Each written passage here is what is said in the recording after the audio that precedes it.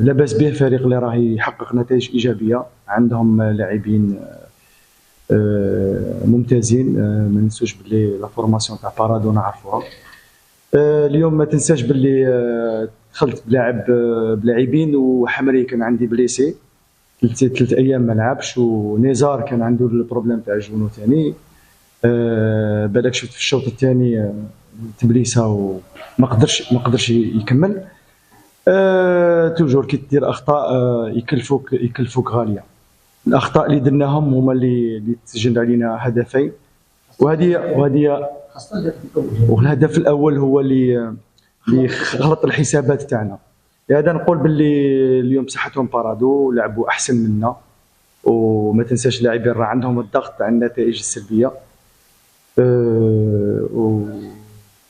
نقولوا باللي اليوم ثاني اخطانا ثاني في الميدان تاعنا. انا بالنسبه لي درت كل المجهود اللي عليا، درت كل المجهود، جيت بنيت نيه تاع باش نعمل وباش نحقق نتائج وباش ننقذ الفريق، لكن الطاقم الفني وحده ما يقدر يعمل وحده. انا نقول لك فريق محترف لازم عليه لنا جهد تاع كاع اللاعبين، جهد تاع الاداره، جهد تاع الطاقم الفني، انصار.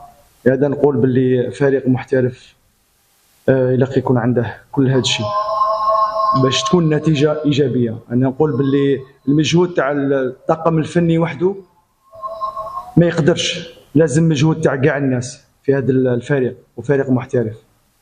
انا من هذا المنبر نقول باللي قدمت كاع واش عندي، كاع واش نملك، كاع الحلول انا والطاقم الفني تاعي. نقول باللي اليوم غادي نقدم استقاله جماعيه انا والطاقم تاعي، لان ما نقدرش نعمل